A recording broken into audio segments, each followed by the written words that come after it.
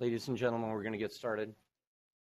I want to welcome all of you here to IRI. We are very pleased in collaboration with the East-West Center and very honored to have Dr. Khare here today to discuss his observations over the past year and some of these events in Timor-Leste.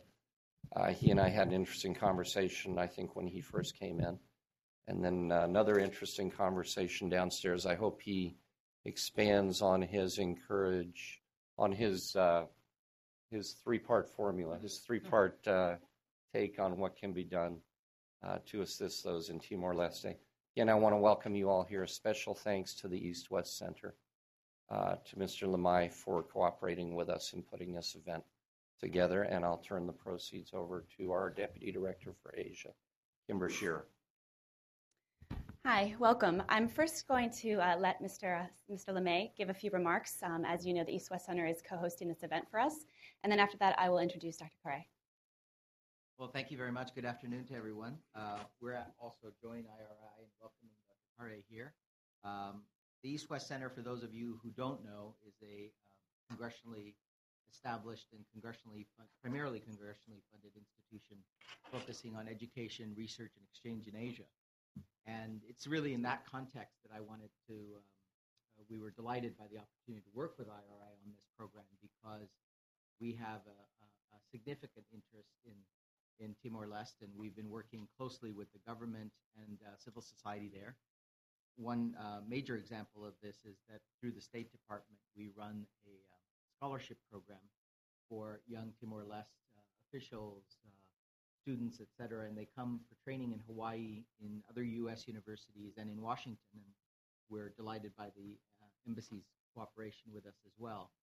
And I just wanted to say that we will continue to work with that as long as funding is available. And as Dr. Khare and I were just noting as he walked in, that some of those graduates of the East-West Center State Department Timor-Leste program have reached the very highest levels of the government there and are very important to the future progress of that country. And so we're glad to contribute and delighted to see all of you for this program. And thank you very much indeed to IRI and its excellent cooperation with us. Great, thank you so much. So now I'd like to formally introduce you to Dr. Khare. In December 2006, Secretary General Kofi Annan appointed Dr. Khare as his new special representative and head of the UN Integrated Mission in Timor-Leste. Prior to his appointment as the special representative, Dr. Khare had served with the UN Mission of Support in East Timor from June 2002 until its completion in May 2005, first as Chief of Staff and later as Mr. Annan's Deputy Special Representative. Prior to joining the United Nations, Dr. Khare was a member of the Indian Foreign Service, where his postings included Deputy High Commissioner to Mauritius, Counselor at India's UN Mission in New York, and Chargé d'Affaires in Senegal. From 2005 until his present appointment, Dr. Khare also served as director of the Nehru Center and minister of the Indian High Commission in London. We're very happy to welcome you to this event today, and we'll turn it over to you. Thank you.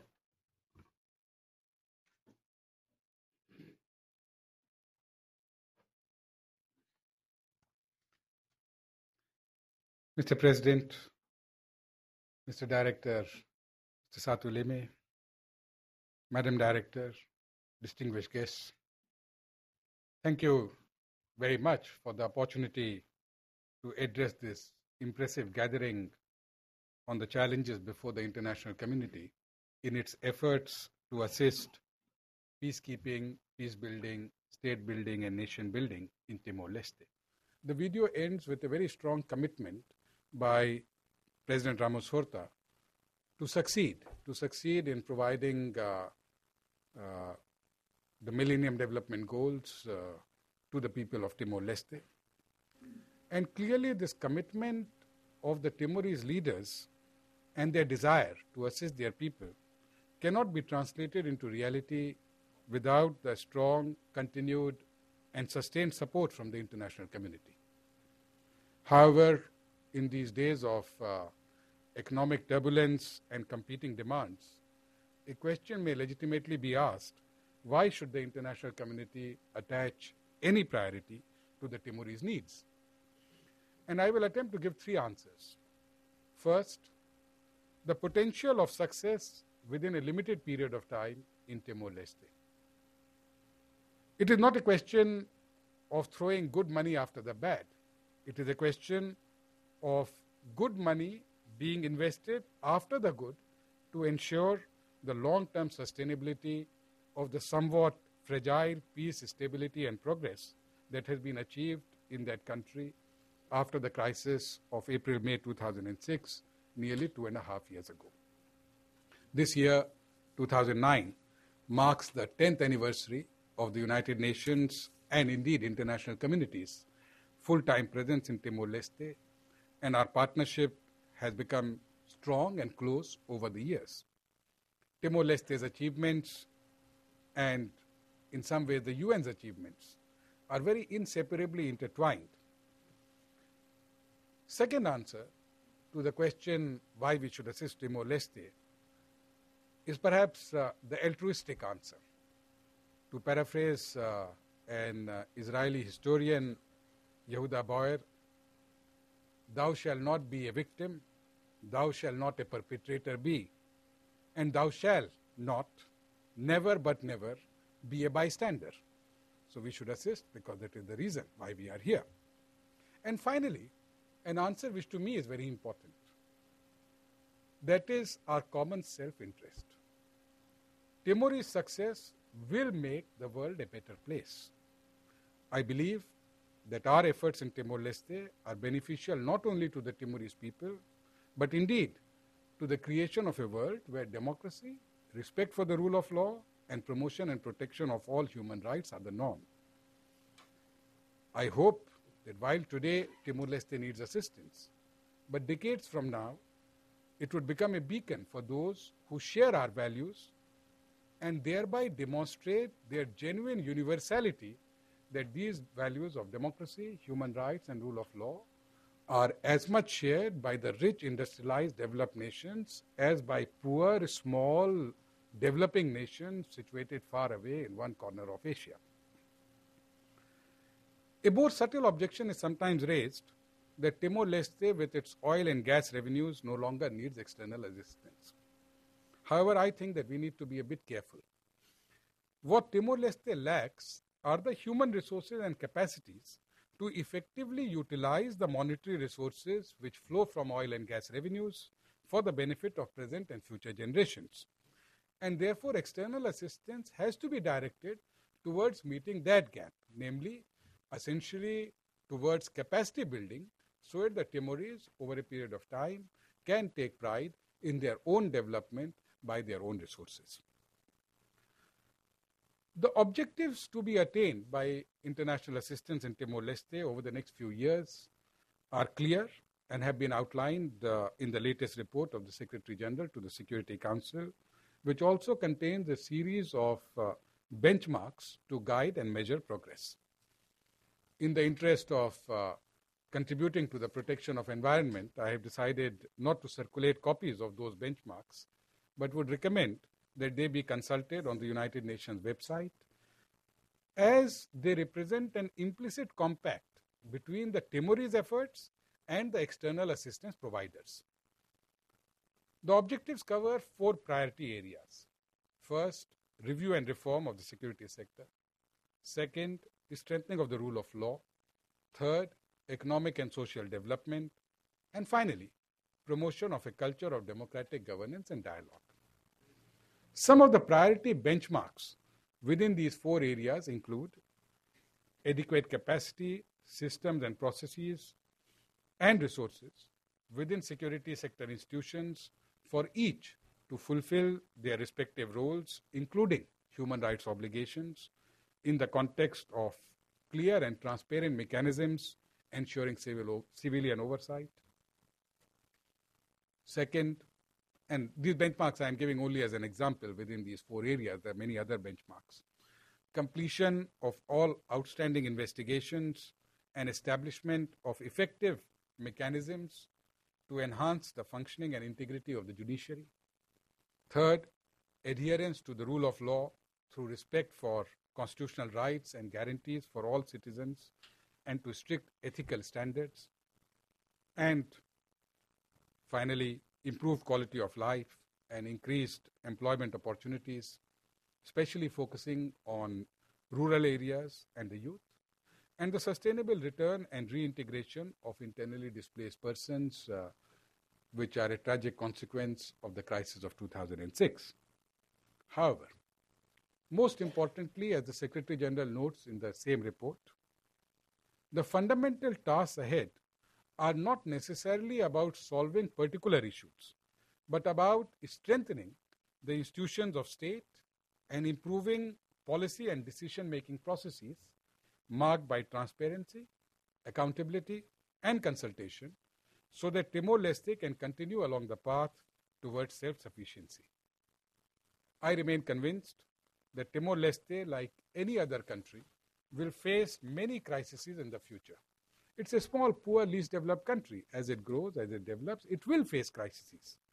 A country and a society is not defined by the absence of crisis, but rather by the manner in which the crises are faced and resolved. In order to avoid the implosion suffered in 2006, the Timorese people must be assisted to ensure that reasoned, logical debates, followed by development of consensus, or at least compromise solutions, define the responses to future crises. Since I am in the United States, I want to recall what your great fourth president, James Madison, so eloquently said, and I quote, "In framing a government which is to be administered by men over men, and these days perhaps we should say men and women over men and women, the great difficulty lies in this. You must first enable the government to control the governed, and in the next place, oblige it to control itself." End of quotation. And this is what I think is the crux of the challenge before the international community in Timor-Leste. I chose particularly the topic of peacekeeping, peace building, state building, nation building in Timor-Leste and the challenges for international assistance. And I want now to outline at least some of the challenges which the international community will face in its efforts to better assist Timor-Leste. In some ways, these are generic challenges which are faced by practically all state-building endeavors, but nevertheless, allow me to briefly recount 10 of them. First is what I call a footprint dilemma. Light or heavy? A heavy footprint, large number of international people in the country, challenges national ownership. But a light footprint, very few international people in the country, leads to a sense of false promise to the community and to the nation that we can and will deliver more than what we actually can. This was one of the problems in 2006.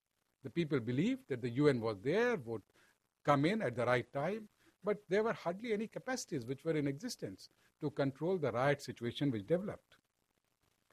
On the whole, given the experience of 2006, I believe that it is better to have a heavy footprint, to be present at a level that our presence can influence the course of events in the right direction, however you may want to define what those right directions are. Second, are what I call the duration dilemmas. How long should international community continue to assist? The president of the upper house of the Japanese parliament, His Excellency Mr. Eda Satsuki-san, when I discussed this issue with him, gave me a piece of very sage advice. Said that UN should not withdraw too early, but should not also stay too long. I like that advice. The problem was how to define what is too early and how to define what is too long. But one thing I know, we must avoid transition from peacekeeping and international assistance towards essentially what may become indefinite trusteeship arrangements. We are not here to provide a cradle for 30 years, 40 years. That is impossible. We have to look at a time frame which is measured in decades or parts of decades rather than a time frame which is measured in generations. Although we do acknowledge that nation building itself would take generations, but that doesn't mean that international assistance is required for that nation building. third dilemma, which I face practically every day, is what I call a dilemma of participation. The first component of this dilemma arises from the fact that factional leaders do not necessarily represent the people. Fortunately, in Timor-Leste, we don't have this type of a problem, and which is why I was very keen to organize the elections in 2007, despite the crisis of 2006, and despite many suggestions that we should postpone the elections till a certain degree of security and stability returns. We took the risk of having elections because I believe that the democratic elections in itself, if they are seen as free and fair, if they are peaceful and successful, provide a healing touch and provide us to determine the representativeness of those who will govern the country. But there is a second aspect of this participation dilemma, and that is significant societal fragmentation that is a characteristic of all societies emerging from conflict or from decolonization, which is the case for Timor-Leste, because really speaking, there is no internal conflict. It's a country which is coming out of decolonization. A third aspect of this participation dilemma is created by us, the internationals, because international presence in itself creates new constraints on participation by national leaders, by national citizens. First, by diverting the civil society activity towards externally defined and hence better funded objectives. So we find a large number of people doing a particular activity simply because more resources are available to conduct that activity, which are provided by us, the outsiders. And second, in many cases, unfortunately, exercising a de facto decision-making power that is subject neither to popular control and nor is it publicly accountable in the host country. Fourth and fifth are what I call the dependency and the resistance dilemmas. I will not go into detail, but if there are questions, I can explain them. But both these dilemmas, either of dependency on part of the national society, the Timorese society, or of resistance on part of the national society to external presence, have the potential to create patterns of political and economic development that have proved unsustainable in the past in Timor-Leste and that have proved unsustainable in the past in other countries where we have operated. Sixth is the well-known dilemma of promoting immediate deliverables through mechanisms that might well be unsustainable or at least unsuited for long-term development. This also includes the need to carefully balance political growth opportunities, such as the development of security sector or strengthening the rule of law, with the need, on the other hand, to promote social development, create productive employment opportunities, improve health and education, and reduction, if not eradication, of poverty. Both are challenges.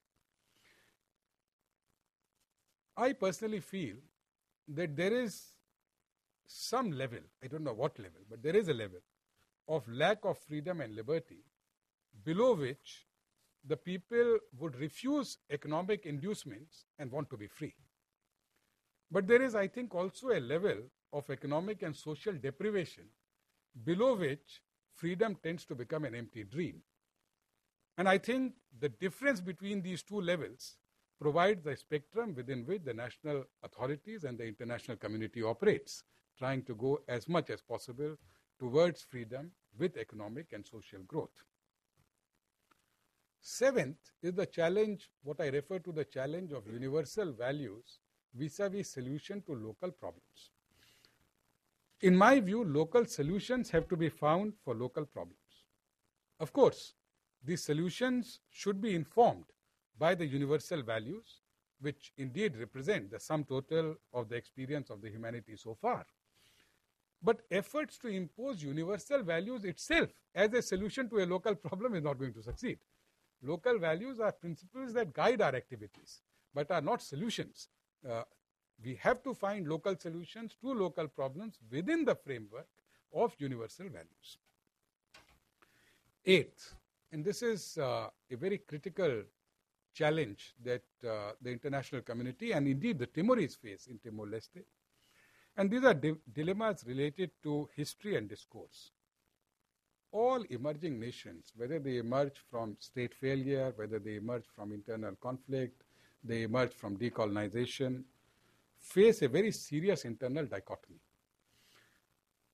Development requires both a clean break from the past to define that we are new, we are not the previous government, we are not a successor, we are change. But also requires a reaffirmation of history if there is to be a concept of national identity. You can't have a concept of national identity if the history is only of 2 years or 3 years. You need a long history to develop the concept of national identity. We must recognize that this internal dichotomy exists in all countries in these situations, and therefore take cognizance of this dichotomy and do not allow ourselves to be disillusioned by occasional conflicting signals that we receive from the Timorese society. Those conflicting signals are normal. They happen in all countries. They will happen in Timor-Leste also. And we should live with those conflicting signals because, as I said, these conflicting signals arise from the demands, the twin demands, which are totally opposed to each other, of a denial of history with the need to reaffirm history. Ninth, I think the challenge between the needs of legitimacy and efficiency. It is very efficient to do something or to get it done by outsiders. But then the outcome is not necessarily socially legitimate. And there's a big difference between social legitimacy and juridical legitimacy. Our work might enjoy juridical legitimacy. The government requested me, I signed an agreement with the government, there was a Security Council resolution. Yes, it is juridically legitimate. But social legitimacy does not necessarily flow from juridical legitimacy. And therefore, I think our effort should be essentially to promote national ownership, national leadership, and thereby strengthen the legitimacy of our work in the eyes of the people, except perhaps for a very limited area, and which is to provide an independence dividend to the people and to address the severest deprivations, for example, of widespread hunger or famine, at which point of time I do agree that efficiency is important, but ultimately in all other areas, I think we should err on the side of sacrificing efficiency for gaining greater social legitimacy if need be. 10th and last challenge. I think this is a challenge which I call the challenge of flag waving, for want of a better word. The international partners need to demonstrate results not only to the Timorese people, but also to their own providers of finance. And this demand, I believe, is legitimate, but sometimes, unfortunately, it leads to a large number of individual flags being planted of various organizations, various associations, various countries. And that too, mostly in the capital, hardly ever get out into the districts or into the rural areas. And most of them, in any case, are uprooted soon after the international media attention wanes. Moreover, it leads to a genuine conflict for the national authorities, who are not in a position to coordinate, manage, or in some cases even refuse unwanted international assistance because they don't have the capacity to manage it. This leads to a dissipation of national efforts in several different directions and therefore delays progress in critical areas. Also, there is a concomitant unfortunate development that in the eyes of the people, a state is created that is more or less the image of the one which preceded it. How? Because the state is seen as being in control of instruments of oppression, police, rule of law, taxation, a sort of a Kantian state, if you like. But the Weberian concepts or components of the state, caring for the needs of the people, providing education, providing health, the social contract, that is being seen as being provided by externals, because everybody sees, that there is a particular aid program which provides for school, there is a particular aid program which provides for hospital, there is a particular aid program which provides for development of roads. So the state is seen as oppressive, and in fact, this in a country which is actually emerging out of oppression. So our own efforts, unfortunately, sometimes at least, damage the legitimacy of the nascent state in the eyes of the governed. And this is very sad. So these are some of the 10 challenges which I thought that the international community has to face, has to keep in mind while providing assistance to Timor-Leste. I have referred to them as challenges and dilemmas because none of them are amenable to easy solutions. I have not tried to say that a particular dilemma should be resolved in a particular manner. I don't think that that can be the case. I think we just need to take these dilemmas into account while deciding on our specific activities, on our specific projects, and try to resolve them in the context of those specific activities and projects in the best manner possible. Before I conclude, I would want to make 2 additional recommendations to the international community. First, we must avoid efforts to create islands of excellence.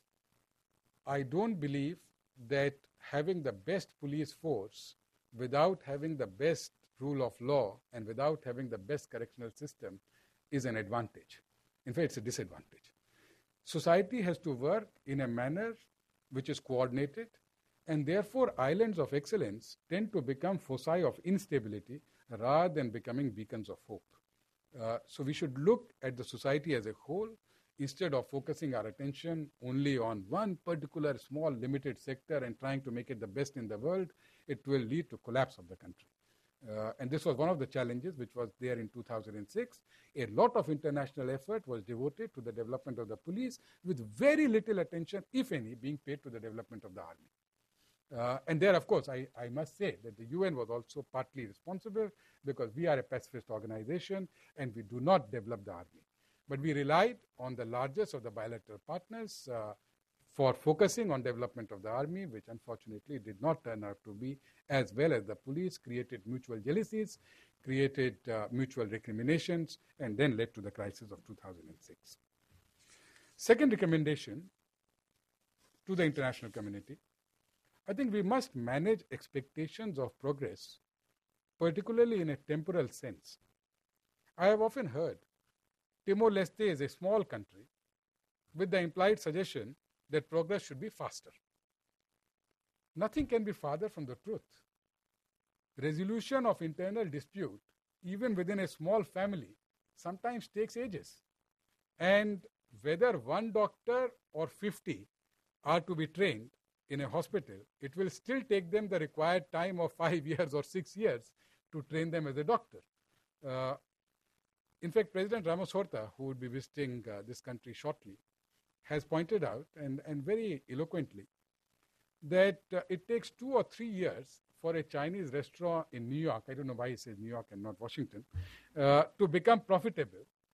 And if it takes 2 or 3 years for a Chinese restaurant to become profitable, how can we imagine that stable, viable nation could emerge from the destruction of the past within less than 2 or 3 decades? It's an impossibility.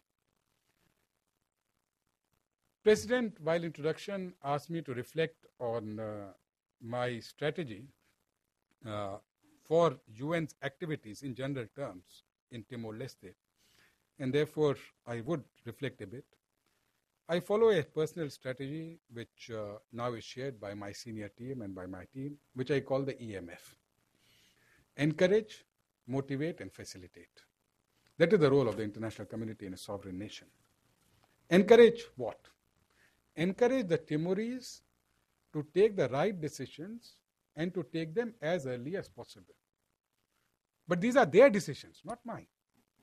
They will take them at the right time, but they will take. Sometimes it may take a month longer, sometimes it may take 6 months, sometimes it may take 1 year. But ultimately, they have to be theirs. We can only encourage through regular interaction that a decision is required. If they want suggestions for decisions, we can give them the historical decisions which have been adopted in similar circumstances by other countries without being prescriptive about it. Second, motivate. Motivate what? Because in a country like Timor-Leste, everything is a priority. It's a young, developing nation. So education is a priority, health is a priority, poverty eradication is a priority, development of tertiary education is a priority, security sector reform is a priority, rule of law is a priority, everything is a priority. So therefore, sometimes, because of these competing manifold priorities, a decision, even after being taken, does not get implemented simply because sheer lack of time. And therefore, we need to motivate the Timorese to implement the decision which they have themselves taken. But once they are motivated enough to implement the decision which they have taken, then therein lies the role of the international community. Because they are suddenly faced that even though they are motivated to implement the decision, they do not have the required capacities to implement that decision. And we have to facilitate the implementation by providing assistance both through inline capacities as also development of Timorese capacities so that the decision can be implemented. I was asked in one of the presentations that I made, what is the opposite of the EMF strategy? I don't know why somebody asked me that question because I don't have any intention of following the opposite course. But I thought about it and I said that the opposite of that strategy is the IGD strategy. And the IGDs impose. So first, in a prescriptive manner, you tell the Timorese that these are the solutions, you have to do them. And then you wonder that they are not being implemented. So you grumble, that is the G part. And after sufficient grumbling on both sides, there is a disillusionment which sets in. On the Timorese side, they believe that the international community is not really providing any useful assistance because they impose solutions which are not relevant. And then after that, they don't assist, they just grumble. And on our side, a disillusionment sets in that we have provided the best possible solution to the society and the society is not taking it at all. And I think in order to avoid what I call the IGD, it is much better to recognize that international community can at best and should at best only facilitate the process of this emerging nationhood. We want the best for this country, but this is not our country. It is their country. They have fought for its independence. They know what is best for it, and they will get it there at some stage within a few years or decades. With these remarks, of course, I look forward to the continued long-term sustained engagement of the international community.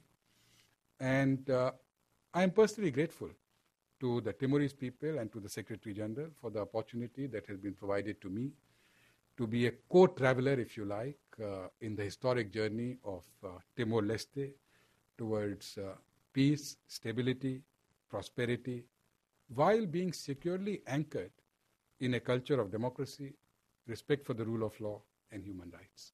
Thank you very much.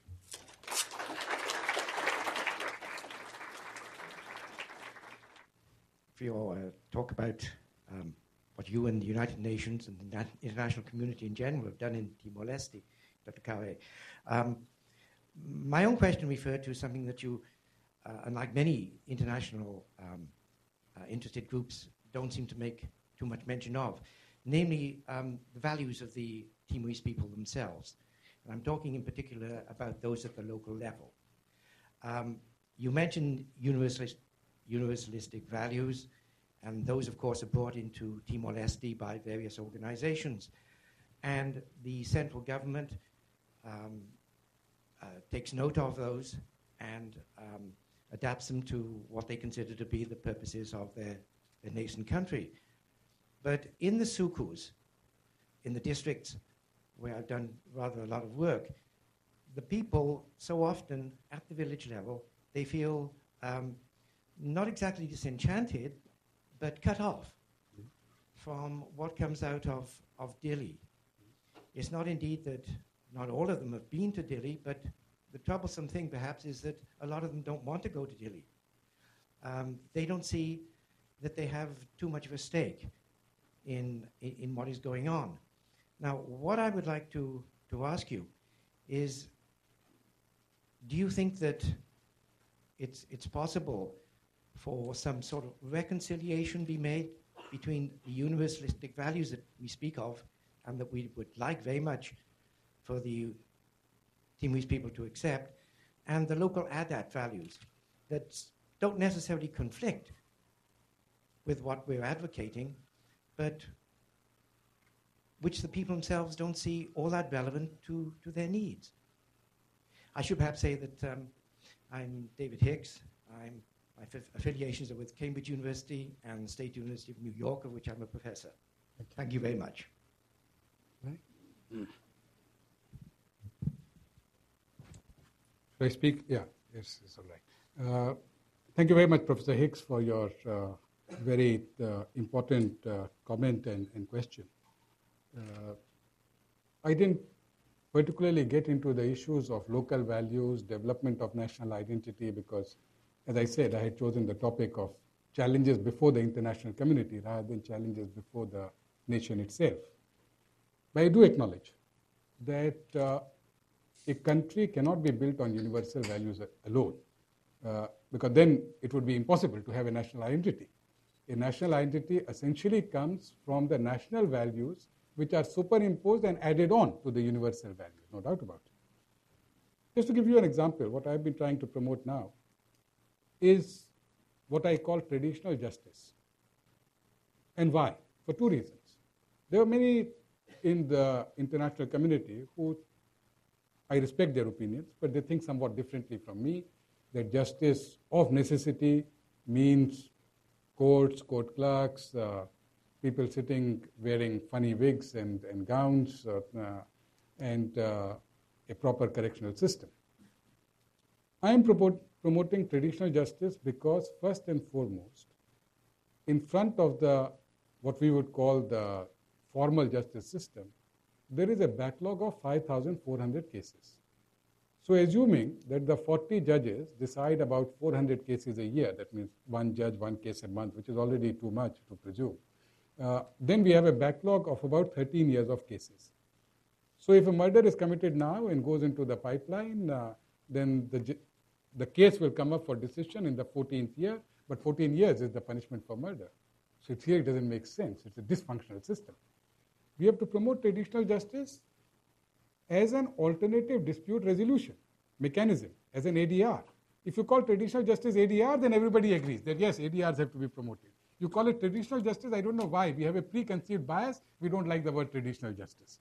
Second, I think access to justice is better promoted through traditional justice. We take a person into a courtroom. He goes into a courtroom for the first time, sees nice light, sees these benches and the people dressed in a different manner, who speak in a language which the person does not understand at all. And at the end of it, either he is sent to prison or he is set free. But he doesn't understand the whole process. Is that access to justice? I don't think so. It's a bit like the, if you like, shamanism of 2,000 years ago. People have to understand what is happening, why is it happening. And it is for this reason that I am promoting, as I said, a study into traditional justice, and I absolutely agree with you, that traditional values superimposed and added on to international values are what will provide the national identity of the country, no doubt about that. On the question of the feelings of the villages and societies being cut off from the capital, the Prime Minister is very cognizant of it, Janana. And he is trying a two-step approach. First, between August, September, and October of this year, if the Parliament agrees, there would be fresh elections to villages and groups of villages, 3 or 4 villages come together, which is known as a Suko. And these elections would hopefully provide an opportunity for greater contact between at least the elected leaders of the villages and Sukos and the people in the capital, Delhi.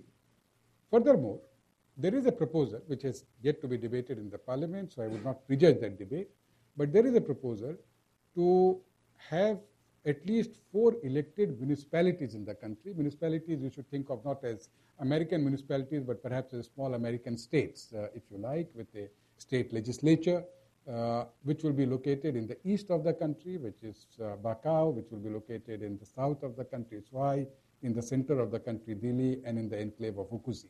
Of course, these issues have to be discussed yet in the Parliament. So sometime next year, there might be elected state legislatures, what will be known as municipalities, and which will again provide for greater information exchange between the people at the village, at the district levels, and of course the people at the level of the country. Because ultimately, until and unless there is that effective exchange, I doubt whether multi-party democracy can succeed. Multi-party democracy requires, as an unstated axiom, rule of law and information, because no choice can be made in the absence of information. So this is something which we are cognizant about. We are also trying to develop what I would say greater media capacities to inform, to educate the people in the regions. Recently, about a few months ago, on the occasion of the restoration of Independence Day last year, on the occasion of the Independence Day last year, Independence Day is the original Independence Day of 28 November, Prime Minister Zanana Gusmao inaugurated the first ever television transmission in all the districts. So at least people can gather and look at it. Of course, they wanted to look more at football, but that's fine. That's fine. Happens in all countries. I mean, not only in Timor-Leste. But these mechanisms are being developed, and yes, we are cognizant of this point which you made. I hope I have answered your question somewhat. You have indeed. I'm very pleased with what you said. If I may just add something. Yeah, of course. Timorese in the villages know about the concept of justice. Yes. But it's consensual. That's right. I agree. This has been going on for. I agree. They've been sorting themselves out at the Yes. village level for generations. That's right. And so they readily understand what we're trying to do when we Correct. talk about universal values. Of course. It's just that there, at the moment, has not been the correct intermixture Absolutely. between the two. And if the agencies that come from the international community are aware that they must use sympathy and imagination, Absolutely. they can find a tremendous source for support among the villagers themselves. Of course. Thank you. Yes, I agree.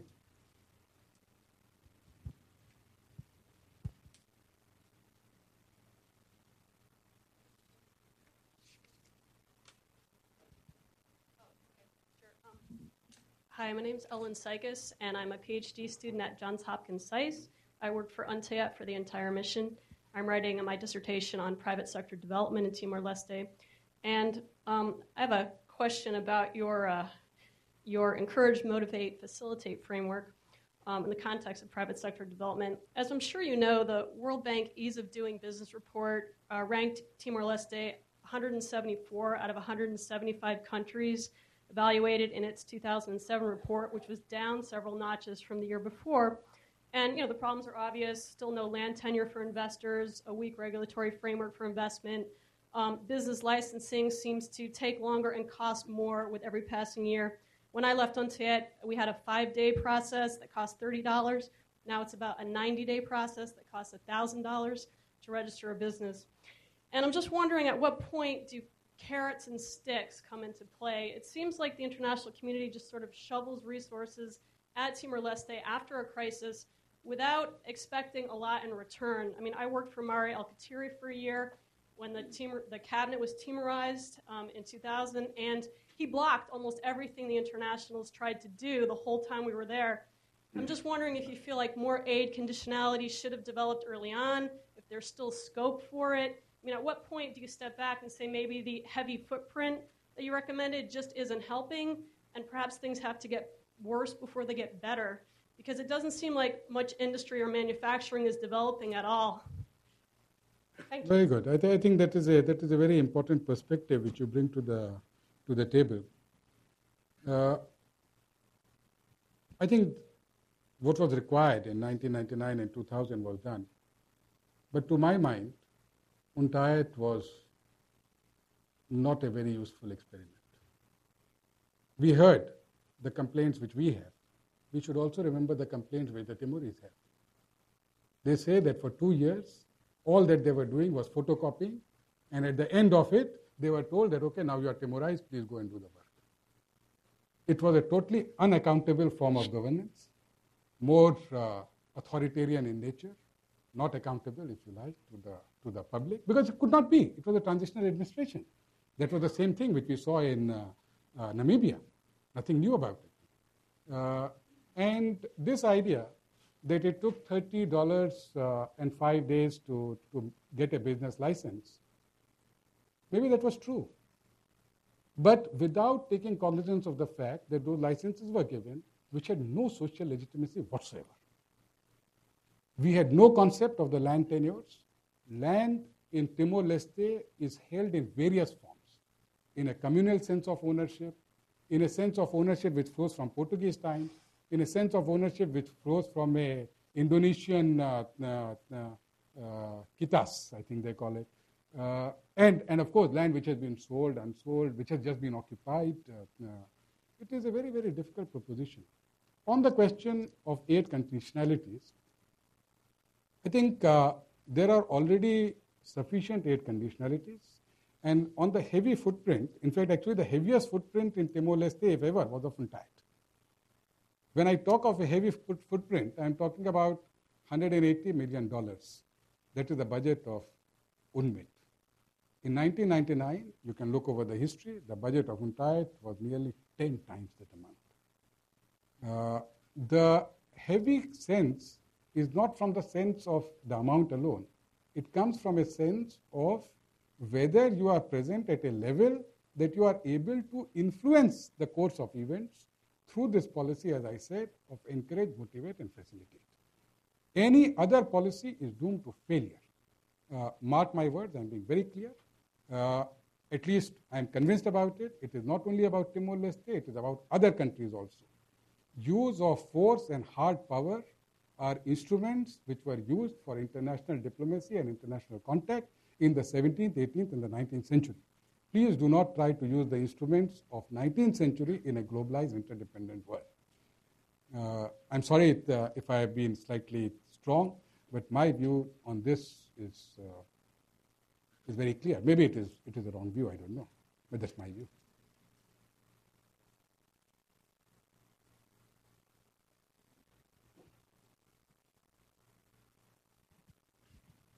Rex Bingle, and I work for something called PMD International, which is a private sector investment firm that deals exclusively in emerging markets, and we've developed something with specialty in post-conflict and fragile states. First of all, I agree 100% with what you said, both in your speech and just now. I'm just commenting really as a caution. The Doing Business report is an excellent report, particularly from multinational who aren't investing in Timor-Leste anyway. Yeah. Unless you're an oil company, in which case they don't care. No, they don't care. The other thing is, if you look at the categories, the data collection is one of the reasons Timor-Leste dropped is because some of the categories, there's no data, Correct. which drops the average. You've got to be very, very careful looking at indices like that. But we will argue, and I don't care whether it's Timor-Leste or other countries of the level of development that Timor's at, the kinds of things that are being discussed are not the things that inhibit investment.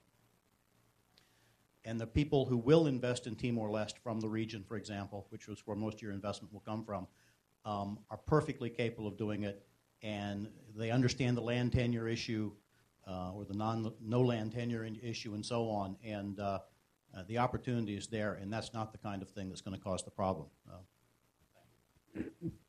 Thank you very much. In fact, thank you for pointing out the discrepancies in the data, which we face even in the UN data.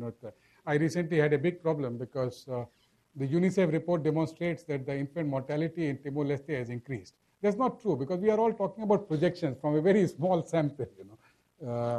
So thank you very much for pointing that out. On the investors, perhaps I should add that indeed it is true that at least the investors from China and the investors from Indonesia and Australia are growing. And of course, as you said, that offshore investment in oil and gas and even onshore investment in oil and gas. Offshore, I don't mean only the Joint Petroleum Development Area, but the other area, which is the EEZ of Timor-Leste. It would come as a surprise to you that successful bids have been made from as far away as India, Italy, because if people are interested in looking for oil, well, frankly, they are just interested in looking for oil. Sorry, there was a question. I think there's actually just one more last question before we wrap it up. Okay.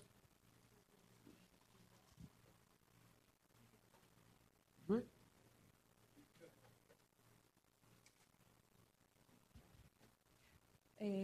Maria Teresa Nogales, I work here at IRI. You spoke of the importance of capacity building. My question then is in regards to that. So when working to strengthen the public sector, What capacities can and should the international community focus on providing? And do you have any suggestions on how best to provide those capacities? Thank you.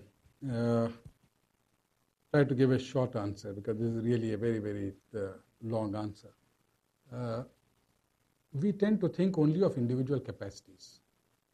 Because when we talk of capacity building, we want to take out 3 people, 4 people, train them in the country, train them outside, send them back. These individual capacities are very easily produced and very easily lost, either by unfortunate events happening to the person within whom the capacities were being carried, or by, let's say, the person going away, immigrating. So we have to focus on individual capacities, but then we have to focus on the second layer at which capacities reside, which are the institutional capacities. Appropriate laws, appropriate precedents, appropriate traditions, appropriate legislation. And there is a third level at which capacities lie, which is the societal level. Because it is impossible to imagine that a country will have the capacity to produce high-grade steel, but still would have famine. Maybe in some totalitarian country it is possible. There is one in the world which I will not name. But otherwise, generally, it is only if a country has got good mathematics students, good physics students, good chemistry students, good engineering students, that they will also produce some good quality steel and produce some other good quality engineering works. So we have to look at capacities at all these 3 levels. We must make efforts to promote education which is relevant for development. Assist the government in its efforts to promote relevant education. To promote institutional strengthening through, as I said, providing the institutional capacities, and then look at individual capacities. A sole focus on individual capacities may not be useful. Then, of course, within the areas for strengthening public sector, I think we need to focus particularly on, at the present moment, on creation of a civil service commission, which the government is committed to, and an anti-corruption commission to address the problem of corruption in the bud, if you like, which also the government is committed to. And to conclude, I would think that also it might be beneficial to strengthen the salary regime of the civil servants, which the government has done. It has now increased the salaries a little bit in the last budget, because my old, I wouldn't call him mentor, but very, very senior colleague, the then Prime Minister of Singapore, Lee Kuan Yew, I had an opportunity to interact with him, and once he told me that if you pay peanuts to the civil servants, all that you get are monkeys. And I think it was very well put, I think. And so these are some of the areas, I think, in which we should focus on. Increasing civil servant salaries, a good civil service commission to look at efficiency and effectiveness of civil service and complaints against their service delivery, and, of course, an anti-corruption commission. Thank you so much. I'd like to thank Dr. Khare for a very enlightening discussion today, and to thank all of you for coming. And we'll wrap it up with that. Thank you. Thank you very much.